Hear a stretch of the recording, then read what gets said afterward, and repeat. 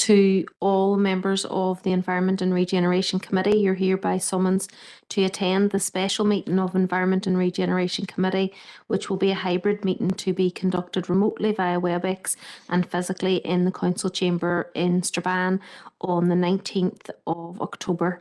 And I will just take the roll call. Alderman Derek Hussey. Not here yet. Alderman Keith Kerrigan. Online, Karen. Thank you. Alderman Julie Middleton. I think there's an apology, Karen. Apology, okay. Councillor Jason Barr. Here, Karen. Okay. Councillor Raymond Barr. Online, Karen. Thank you. Councillor John Boyle. Online. Thank you. Councillor Caitlin Deeney. Anne Shaw, online. Thank you. Councillor Alex Duffy. Anne Shaw, online. Thank you. Councillor Brian Hart. Anne Shaw. Chamber, yeah. Councillor Emma McGinley. Anne Shaw, online, Karen. Thank you. Councillor Rory McHugh is Shaw. here in the chamber. Councillor Patrick Murphy. Anne Shaw, online. Thank you. Councillor Declan Norris. Apologies from Okay. Councillor Norris. Thank you. Councillor Martin Riley. Here, Karen, online. Okay. That's fine. Thanks. Chair, I'll pass over to you. Thanks, Karen. Members, I'm just going to read out the broadcasting notice. So I'd like to remind everyone present at this meeting in the chamber or in attendance remotely that this meeting will be broadcast live to the internet and will be capable of repeated viewing. This broadcast may be terminated or suspended in accordance with our protocol. Due to your attendance at this meeting, you are consenting to be informed and to the use and storage of those images for broadcasting or training purposes and for the purpose of keeping historical records and making those records available to the public. Members and approved speakers are reminded to only have their mics and cameras on while speaking at the meeting and to use the chat facility to highlight a request to speak. A copy of the Council privacy notice may be found on the Council website www.derrystrabane.com. Members, item 4 is declarations of members' interests. So you can speak now or forever hold your peace or put them in the chat box. Item 5, members, is chair's business, of which I don't have any. Item 6 then, members, is to receive our representatives from DFI to present the 2003 annual report. I will remind members that this is the annual report and that any member who wishes to raise a constituency issue, there has been a form emailed to members, and for those in the chamber, there's a hard copy, so you can put your individual constituency issues on those forms, and there's an option there to tick if you want a letter response or a phone response, but I presume there's also an option to have it emailed to you as well. So just re-emphasize that, members, that form is for constituency issues, not for this report. The purpose of this committee is for comments and questions on the actual report that you have in front of us today. So members, I just want to welcome Dan Healy, Sam Young and Colin Woods, and pass over to them now to give us their presentation. Thank you. Thank you very much, and thanks for the chance to come along today. You'll be aware from various correspondence of the department's work and the extent to which that's currently being constrained by our financial position, and hopefully you get a good flavour from the annual report that Daniel's going to take us through as to how we're trying to get the best value out of that budget and provide the highest level of service we can. Very happy during the course of this session to take any questions on those wider strategic issues as they pertain to our work, as well as for the annual report. But hopefully councillors have seen the letter that was issued earlier, setting out our take on what those strategic issues are and some information on our plans in different areas. So I'll hand over to Daniel and we'll go through the annual report and see from there. Thank you, Colin. I'm delighted to be able to come to the Council with Colin to outline the challenges and successes we've had over the past year in the Derry and Strabane District Council area. I often find myself focusing on the day-to-day issues affecting our work locally here in Western Division, so it's good to have Colin along with me to give a much wider perspective. As you know, due to the budget pressures, the delivery of services during the past few years have been challenging for the department, and unfortunately it's no different this year. Earlier in the year, the Secretary of State provided all Northern Ireland departments with budgets for 23-24. As Colin mentioned, the department is having a number of constraints, including a 14% reduction in its resource budget allocation this year when compared to last. I'm sure you appreciate that this presents a significant challenge to the department to continue to provide the level of service expected by the public. This year's capital funding for structural maintenance is similar to last year's, with an initial allocation of around 85 million across all of Northern Ireland.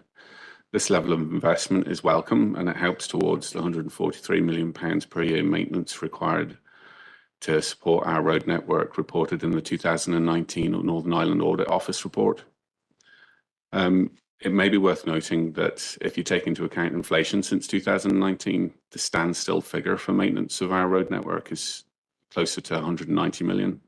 So you can see there's a significant difference between what we've been allocated this year and what we need to keep our roads network in its current condition.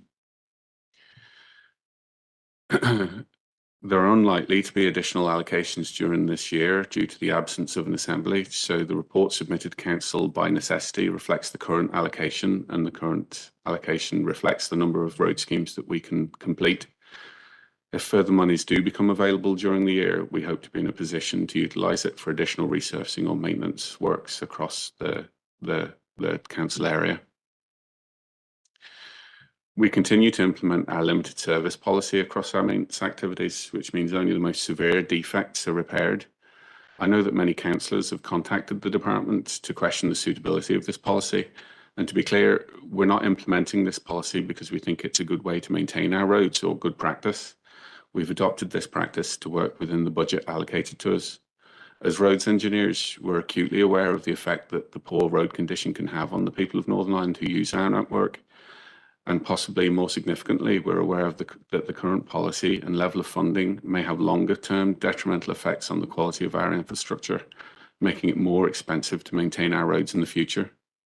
However, we're managing the network as best we can to minimise the safety risks to road users and stay within our budget, which, as I mentioned earlier, is currently very challenging.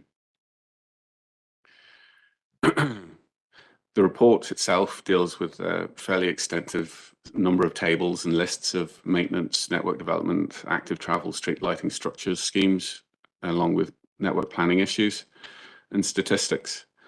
So I'm not going to go through them in any detail, but I'm just going to run through some of the headline figures in the last year and projected forward for this year. From a major projects point of view, in August, the department published the prioritised list of major work schemes that will continue to be progressed by the department. Both the A5 and phase 2 of the A6 were on this list.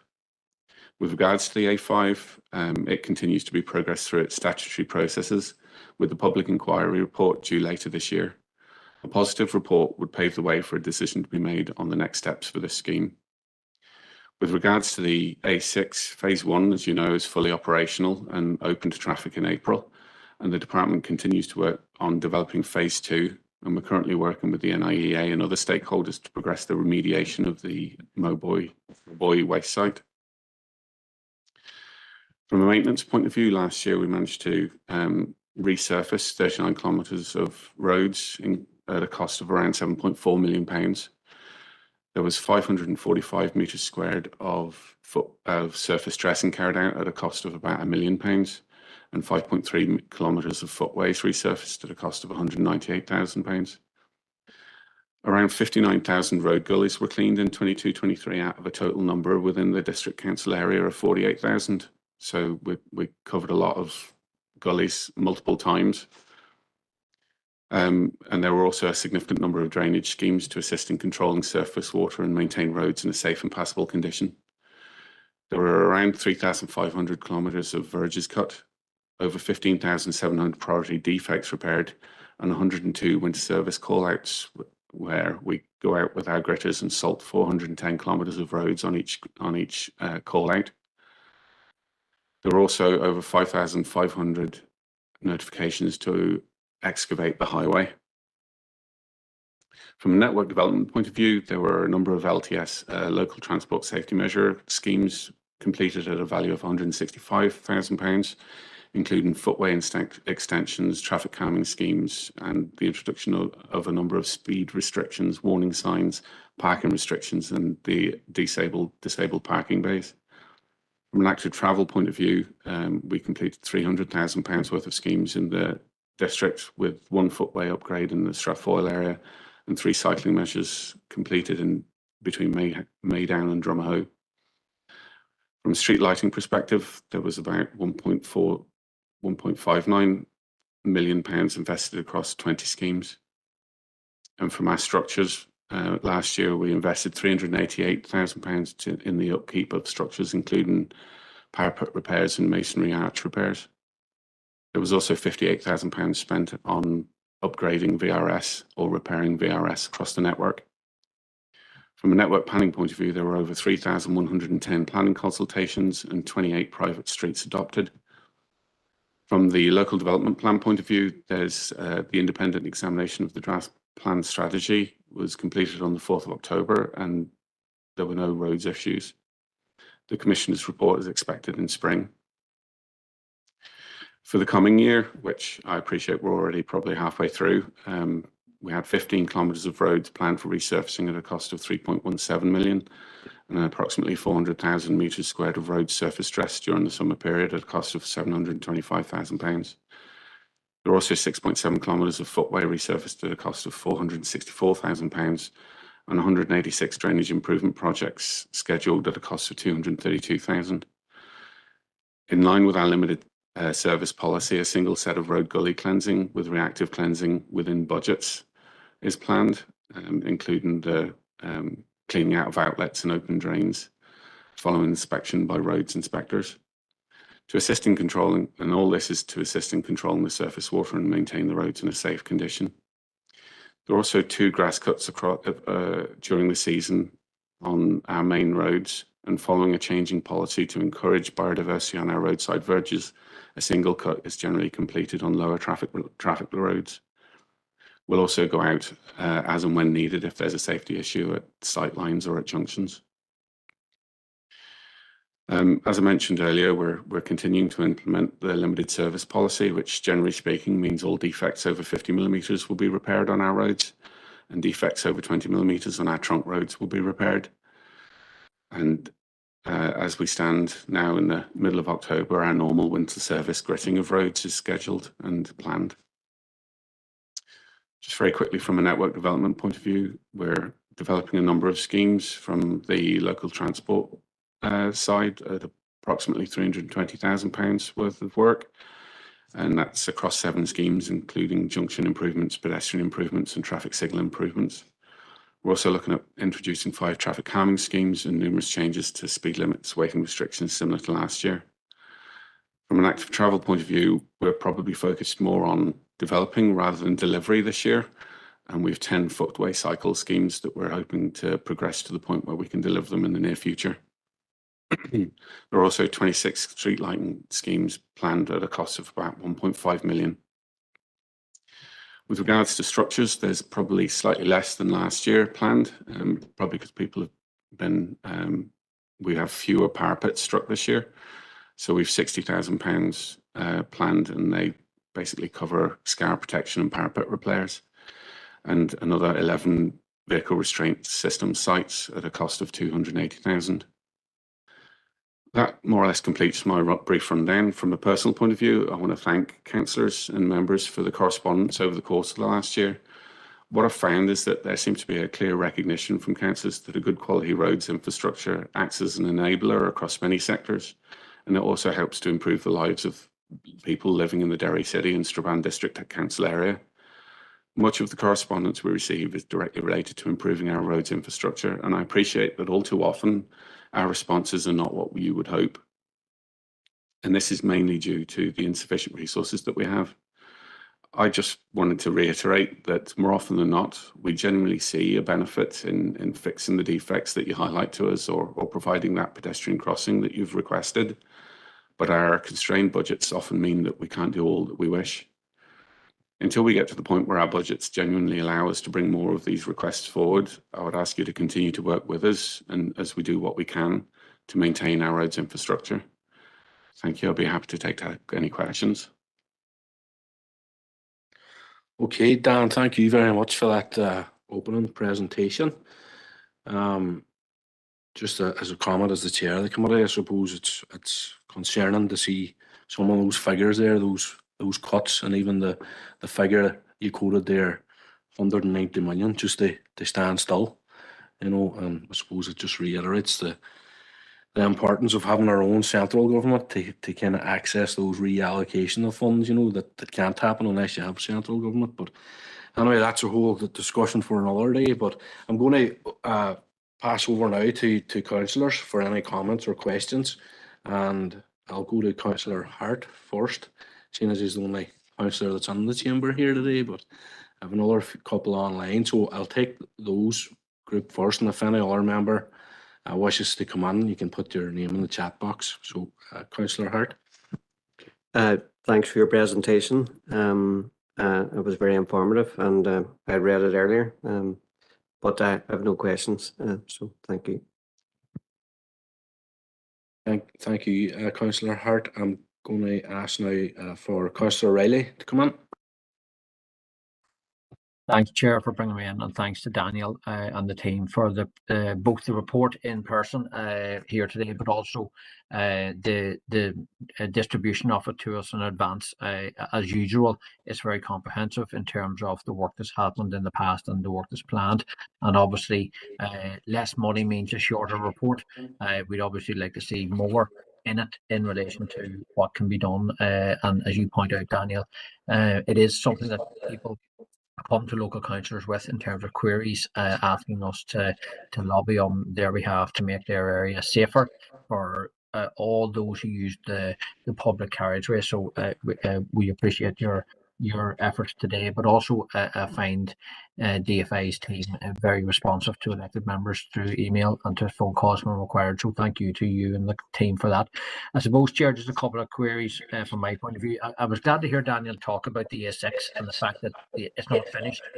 The fact that we're all delighted to see the road improvements from Dungiven there at the park and ride, the new roundabout, etc., taking motorists past Dungiven through the bypass, which is generations overdue and great to see open now. But we also know that is not the end of that project. It was to land in from Drumahoe through the past the Maboy side, as Daniel touched on, into the connecting at Caw and the Foyle Bridge.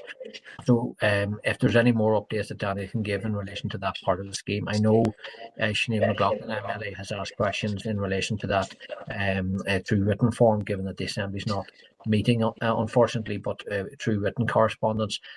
But I think it would be useful to keep that on the radar of this council, but also the officials in DFA at a senior level, because that improvement is required, because we do see on a daily basis the traffic build up through the village of Drumahoe now. You know, motorists coming in off a brand new dual carriageway, but still sitting in single file as they try to get back out onto into the city at peak times. So we're conscious that job is not done, and we also know the knock-on effect that has for wider waterside traffic. People using Crescent Link, people using Limavady Road, all have only one route to go through Drumahoe to get up to Belfast and connect in the northwest in that way. So having that additional final part of the A6 connecting into Caw would be most beneficial in terms of traffic distribution across the waterside. In relation to the waterside as well, I'm glad to see in the resurfacing, there on page 38, the likes of Lismore, having long waited its carriageway improvements and resurfacing. So I see that they're down for the plan works in this financial year. I'm conscious that we're well nearly through most of this financial year with a few months to go until the end of March. So is there any indication from Daniel as to when the residents in that area can expect that work to be completed? And the final point from me, Chair, I suppose, is just on a wider issue in relation to road services policy of installing disabled parking bays on the public carriageway. I'm aware of some locations whereby that's been applications have been made. They've gone through the statutory process where people can register objections. And I'm just wondering if Daniel can detail if there's are there reasons why people can object to those disabled parking spaces being put on the carriageway outside their homes, whereby the request for the space didn't come from the resident who ultimately will find it placed outside the front door. So any points on those issues would be appreciated, Chair. Thank you. Okay, thanks, Councillor Riley. Do you want to group the questions, or do you want to just go through them individually? I can, I don't mind. I can answer those 3 questions, or I can, Yeah, we'll go ahead then. Yeah.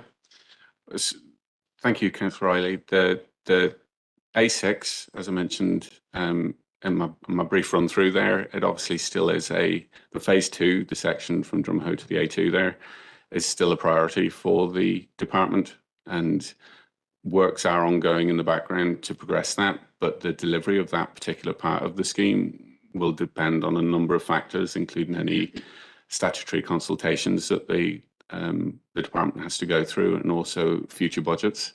So that particular scheme's, the last estimate that was published was £200 million.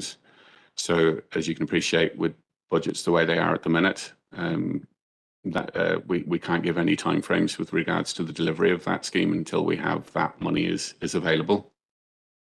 But we totally appreciate that it will have a transformative effect on traffic in and around the city once it does go in.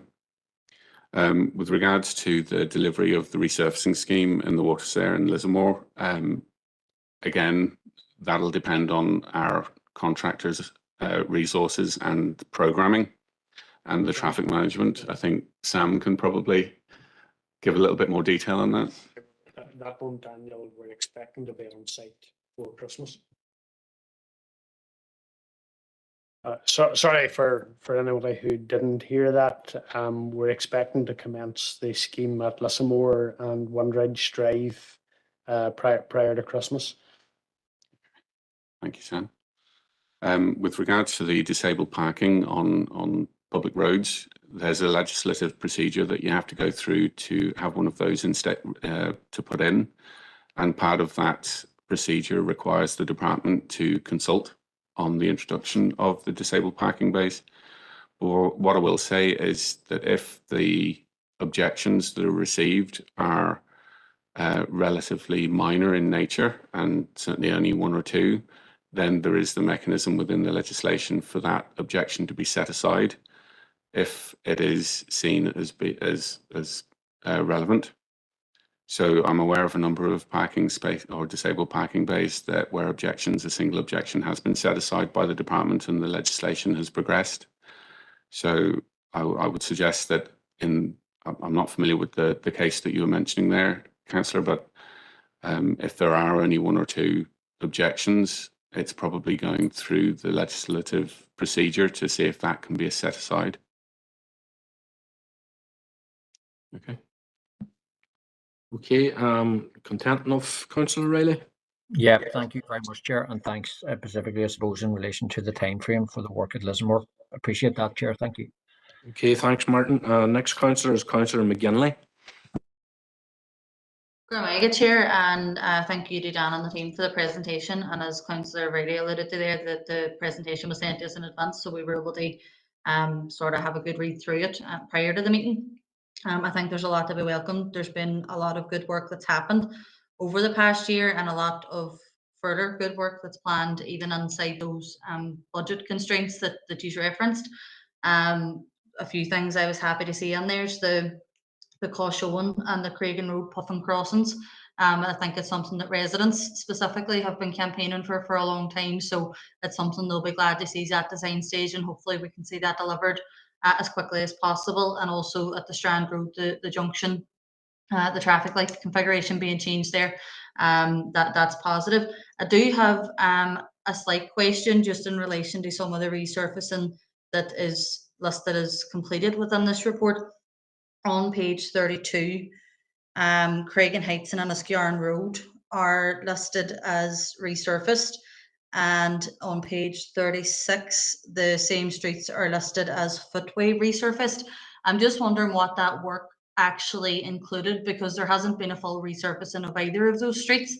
There has been at Circular Road in Craigan. There was a full scheme that happened there to resurface the road and the footway, but the same work hasn't happened at Craigan Heights or Enniskillen Road, and I'm wondering, is it, you know, filling in potholes, or what exactly, when we say that there's resurfacing scheme work that's been completed within this report, what exactly is that saying that has happened, because there hasn't been complete resurfacing in either of those streets.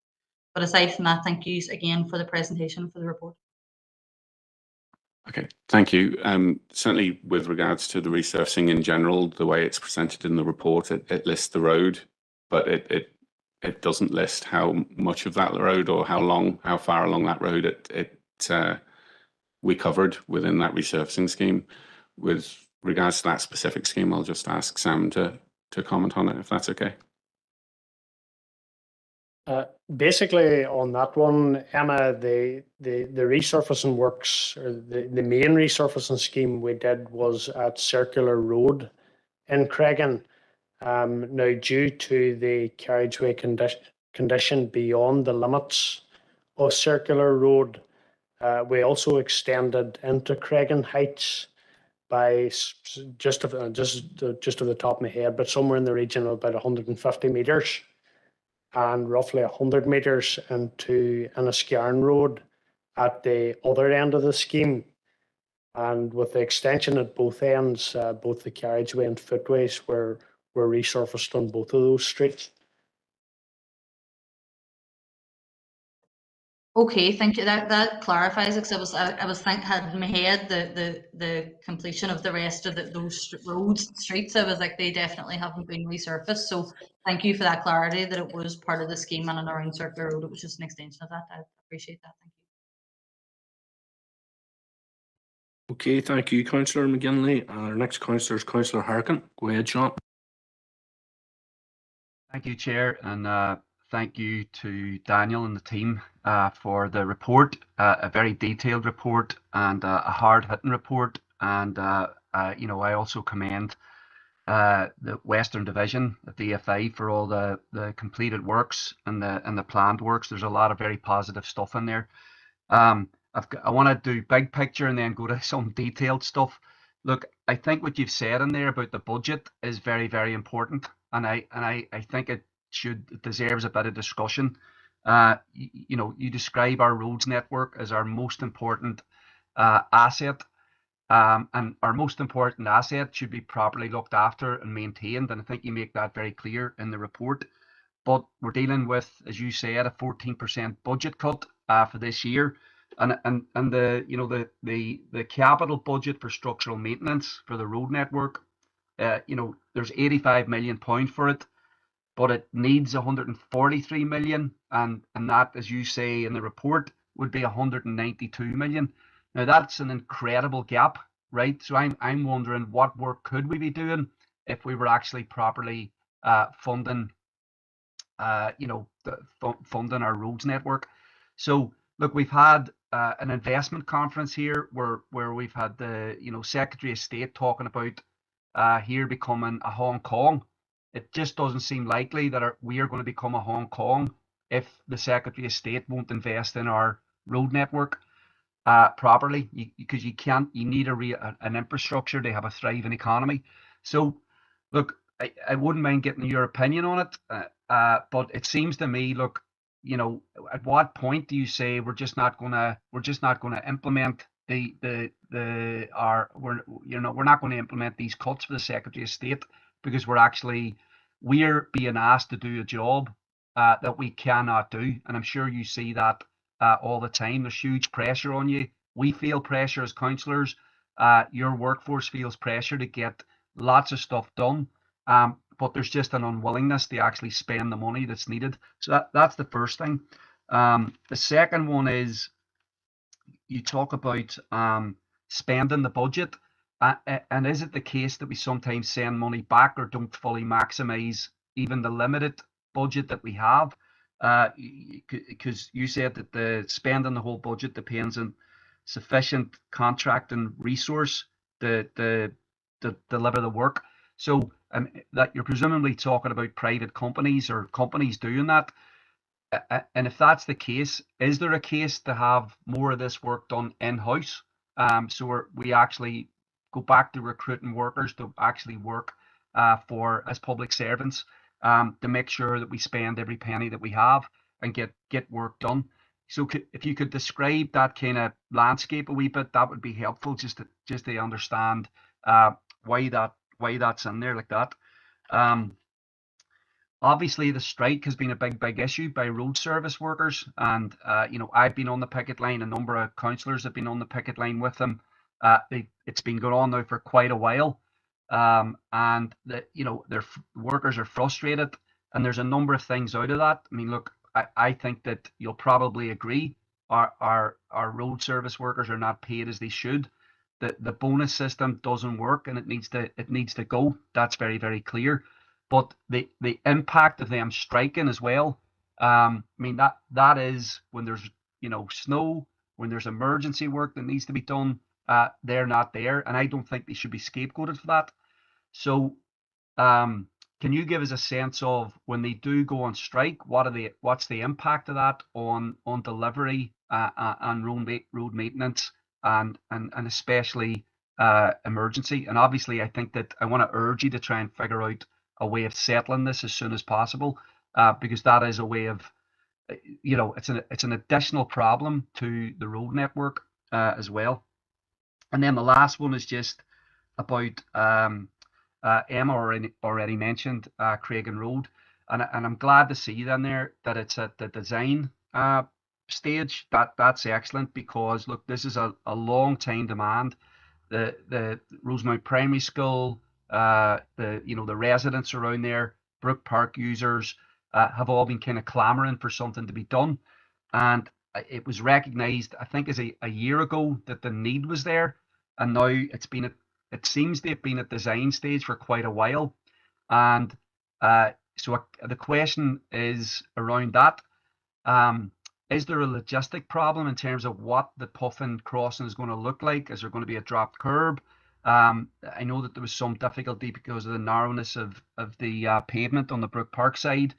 And is that going to be done in the next by March? Because that's I think it's by the end of this financial year. If it can be done, I think it'll be really welcomed. It's desperately needed. And that would be a good thing to see.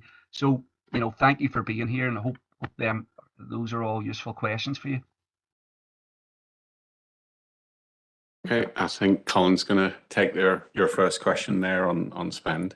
Yeah, so just in terms of the budget and the impact of our budget allocation, you know, the department would recognise that there are difficult choices right across government with the way public finances are at the minute. So what we're trying to do is take an approach whereby we set out to people what we think we can deliver with the budget we've got, and we try and sort of behave transparently in terms of the choices we're making, and, you know, publishing our prioritization of our major road schemes, where we continue to highlight the priority given to the A5 and the A6, for example, is one way that we've tried to do that.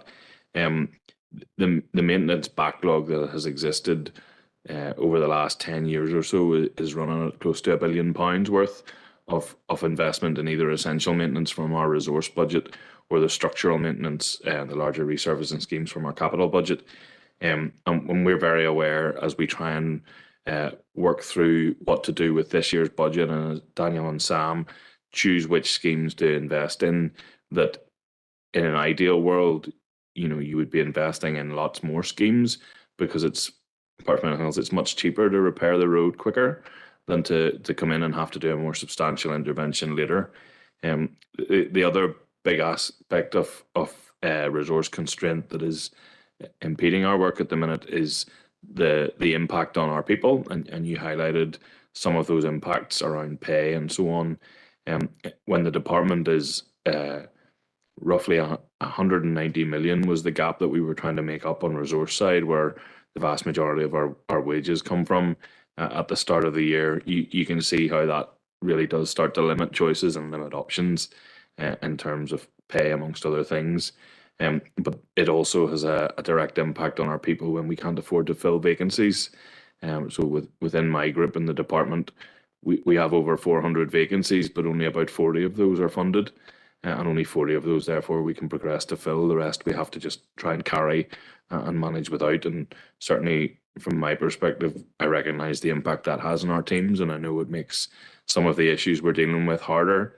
I'll maybe let Daniel come in a little bit on some of the other questions you asked, and the impact that might have on things like emergency response.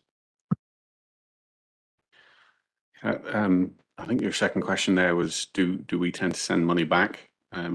Certainly in my time here in Western Division, we've always been in a position to take additional monies rather than sending money back. And the nature of the work that we do, it sort of lends itself to taking any additional monies at the end of the year, because we can spend significant amounts of money in a relatively short time frame through our resurfacing works. So from my knowledge, we've certainly not been in a position where we've had to hand any significant amount of money back at all, if any. With regards to your comments, with regards to potentially getting or expanding our in-house, our operations and maintenance section, I think Colin touched on the issue of pay and remuneration there, and certainly within the last number of months we have been trying to expand, or at least fill the vacancies within our operations and maintenance section. And we'll have the outcome of that recruitment competition in a fairly short time frame. I mean, in the past, you'll be aware that we have carried out quite a few additional operations using our in-house workforce. And unfortunately, as that has reduced in size over the last number of years, the size and the number of jobs that we can complete using them has also reduced in size, which has meant that, as you pointed out, it has a detrimental effect on how we spend our money, because we end up using our external contractors to carry out the works that would have been done by our internal O&M arm. So I certainly take your point with regards to that. But I think there is a constraint on the department with regards to how we can fill those posts, as Colin mentioned there. Just with regards to the delivery of the Puffin Crossing, I can certainly come back to you with regards to a programme on that one. I certainly know that the design is substantially complete, and I'm pretty sure if we have the budget to do it this year, it will be on our list of projects that we will try to complete. But I can come back to you with a more accurate programme for that one, if that's okay.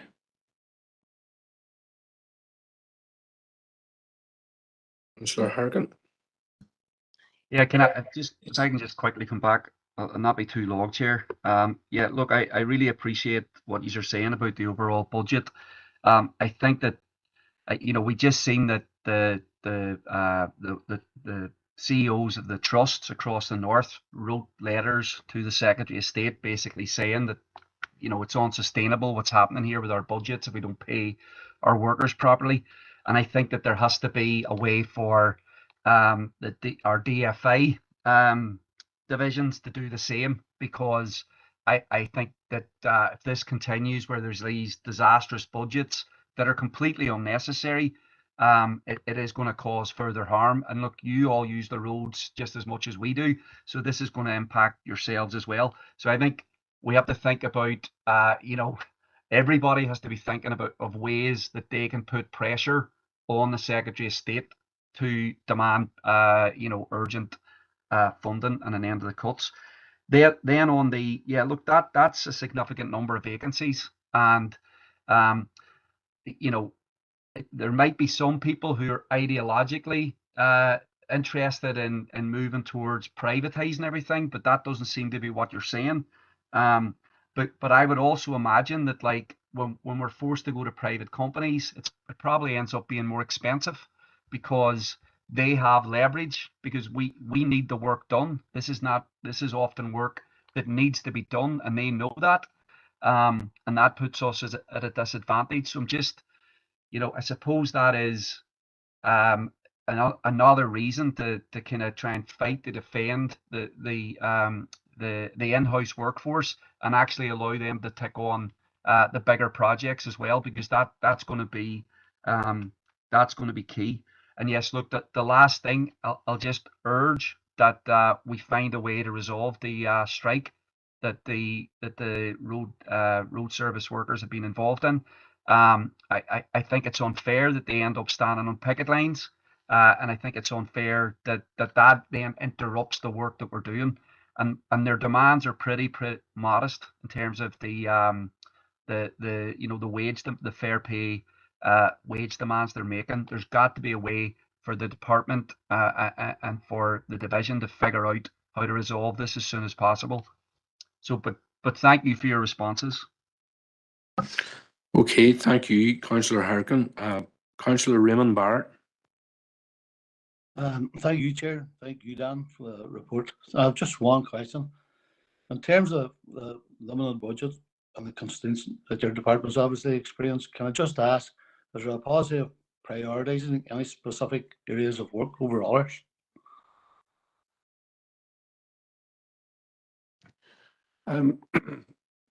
Any prioritization we make generally is based on a safety background. If there are areas of work where there is an identified safety risk, then those will be prioritized first. When it comes down from that, you start looking at areas where you have a hierarchy of volume of vehicles or number of accidents, or those sorts of ways that we prioritize from top to bottom. So with regards to things like our program of resurfacing, what we tend to try and do is hit our high vehicle count roads first, our trunk road network. And then once that's finished, because that affects the most users, we move on to our other roads on the network. The one caveat I would say to that is, as I mentioned earlier, if there's an identified safety risk, then we move to that one first. That's fine, Dan. Thank you. Okay, our next councillor is Councillor Deeney. Chair, it is just to comment on the back of what Councillor Riley has already said, just to welcome the resurfacing in Lissamore and Wondrich, as I know that it is a massive issue for those residents. My internet is absolutely awful, and could I ask, did you say December for timing for resurfacing? Sorry to ask again. We're hoping to have work commenced in December. Our squads are currently working on a couple of other schemes in the Derry area, and they'll basically move from those schemes to Windridge and Lissamore on completion of the other ones. That is great. Thank you so much. Okay, and Alderman Kerrigan. Thank you very much, Chair, for allowing me in. And I do thank the representatives of DFI for the report and for the report in advance. I suppose it is good to see the work that has taken place, and we are aware of it within our own DEA, Chair. But a couple of wee questions on there. And again, I do understand constraints there in regards to it, because there is that difficulty that the money's not there, and it is difficult to do things because we see how, it's just the wee things that, there was storms early in the year in the springtime, and there was many road signs, if you want to call it, were damaged, and they've had the little yellow spray marked on them, and the yellow spray is marked off them, and the road signs aren't fixed. And I can take you to a good number. I'm sure you can too, Chair. But as I say, I know it's maybe not as essential, but it's those wee things. I suppose we'll just keep reporting them to hopefully they are looked at. Just on a question there, I know it has been raised before there, and it was raised, I suppose, of the old DFI office, or the old, in regards to the setup that I think it was between Castlederg and Strabane and Plumbridge. I think it was. There was the 3 depots. There were 30 men at the time, and I was told it's either down to 8 or down to 12. I think that is. I just can't remember now which number it is, but it's greatly reduced. And I know that is a major difficulty. Is there the case there whereby, and I know there is the ongoing difficulty there in regards to potholes and in regards to the way staff are now paid and remunerated there. There is that difficulty. But sometimes you'll get it on the ground if you do get talking to some of the staff on the coal front there. Is there a need? Is there the same effective need for the staff to come out and mark an item that needs to be fixed with yellow spray, and then other staff come out and fix it? Would it not be better to maybe, has that been considered about the restructuring there of, do we need them? There are plenty of people now, and with the online facilities for reporting defects there, and I'm sure the rest of the councillors know, if the people aren't reporting it online, they're getting on to the councillor about it. And in theory, we should be reporting a lot of the defaults. Maybe it's still the case, we require that, but is it the case? And I know maybe they're light on the ground as well. So that's one question on it. I do welcome work that's taking place, particularly around Castlederg area. The stone wall that was built there at Millbrook Gardens there, work done on Kathleen Road, and again I do see again now Orr Park. There are footways there and Orr Park, and that's been the thing that's been sitting on the list for a long time now. There's a bottom section of Orr Park there, and it's been on the list, and I got a touch about it actually just last week from a resident in there. Will it ever be done? These paths, as you had mentioned, the only wee concern in that list there, it's still at the bottom of that list of potential works to be taking place on footways. It's not, and I don't think it's alphabetical, but it's at the bottom of that list. So it's still a concern. Will it be completed before the end of the financial year? And then what else? As the street lights being done in Castlederg, I am just assuming, and I'm just clarifying, just for clarification, the old columns will be removed, which are on William Street and Castlederg there, because I remarked the lights seem to be now on the other side of the road. I know I had this discussion before when you ran last year, more so in case of street lights which were placed, say, onto a telegraph pole, and I'll use the example as I did last year of Ancrana, and I think the light was, I'd remarked the light out and been looking to report that light, but it wasn't available on the system, so I think there may well have been an additional light placed, not massively far away from it, but that light was just effectively decommissioned, but it was never removed. So I'm just clarifying that the actual columns are removed from William Street. And the last little one there I have there, mentioned there in regards to, a touch base, Sam, you might know better than this one there, the little walls and the things that are built. I remarked there's a bit of a wall built there now on the Drumcon Road, where the burn crosses there, just at the for the Gavicha turnoff there, and there's 2 bits of fresh stonework put up there. Now, as far as I recall, I don't recall there ever being stonework there before, and it's just particularly as you would travel out of Castlederg towards Drumcon, there's a very, very large verge there. It's it could be 10 foot or more, and there's a stone wall built on in there. It could be far more than that. And I just wonder the necessity of resources into building that. But maybe that's not a DFI one. I know it is. There's a water course under the road there at that section, but when we're tight in resources, was that wee bit of stonework and that wall actually needed? But maybe it's not within your remit, or maybe it is a requirement that you must do this. So that's kind of my questions that I've noted down there. And again, thank you very much for the work that is taking place, and I do thank you for coming on today. Much appreciated. Thank you, Chair. Thank you. I hope I've jotted these down in the right order.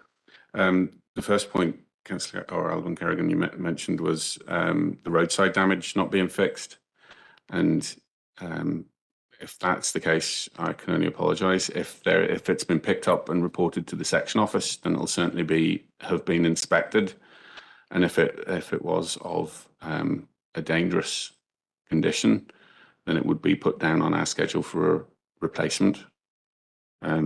If it hasn't been reported directly to our section office, you mentioned the online reporting module is probably the best way to record it, because then it's recorded in a place that we can't avoid.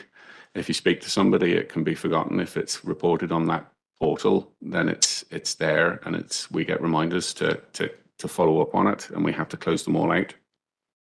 If there are a list of ones that haven't been fixed, I'm more than happy to take a list of them, or if you want to upload them, that might be easiest.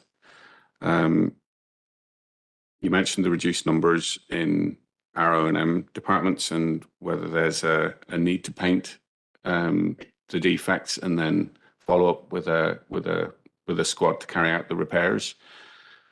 I mean, in the past, a lot of the times we would have just hit a complete road, removed all the defects from it with a squad, and the operation that you mentioned would probably work in that case.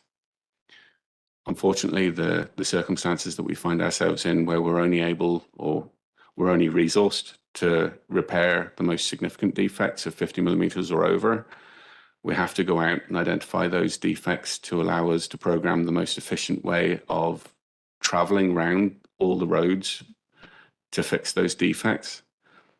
I hope that makes sense. I mean, if we went out one by one, then we could be traveling a significant distance as a single operation. So it's an efficiency reason, essentially, why they go out that way. Also, the skill sets of the people who carry out the different works, the inspection and the filling of the potholes. Obviously, you have an inspection engineer who's a qualified civil engineer, generally going out and carrying out those works to inspect the sites, followed up by the workmen who come and carry out the work. With regards to the Orr Park footpath work, Sam, is that one you can?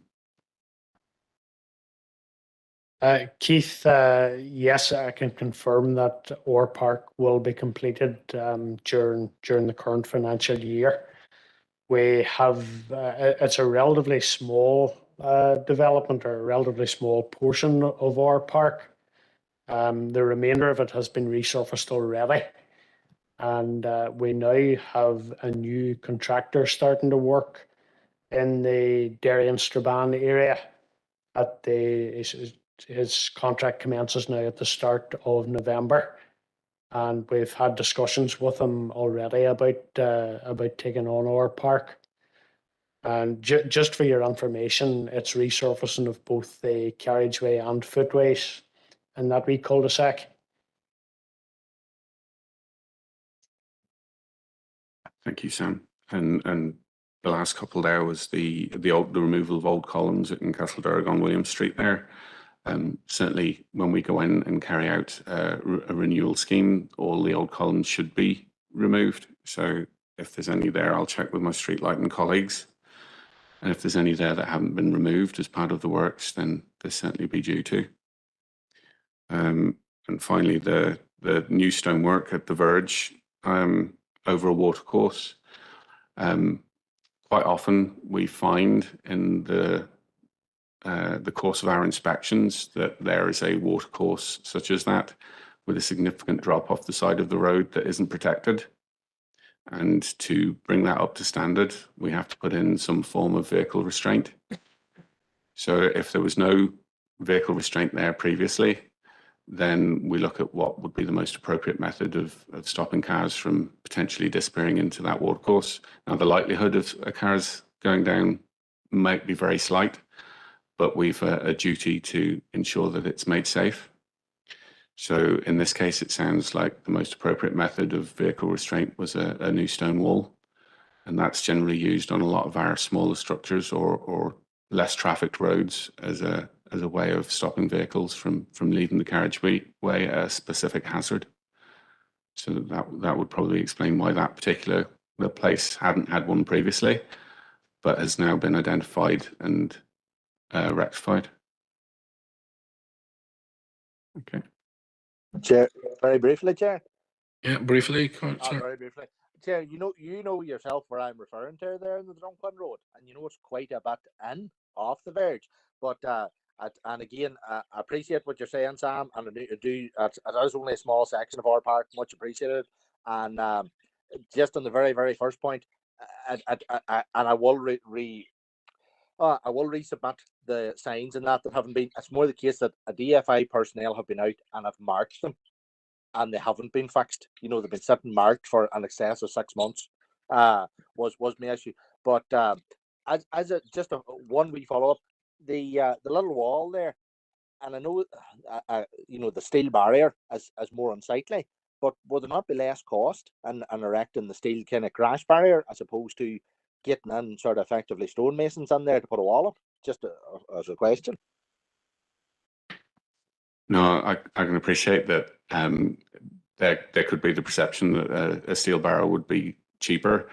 There's a couple of issues with the use of steel barriers, especially on roads where there's not a lot of room, or that have unusual topography or configuration. Steel barriers require a significant lead-in distance before they become effective. So what becomes a protection of a 10-meter gap, say, suddenly becomes over 40 or 50 meters long when you design it to standard, and you have an entry length and an exit length from the actual hazard.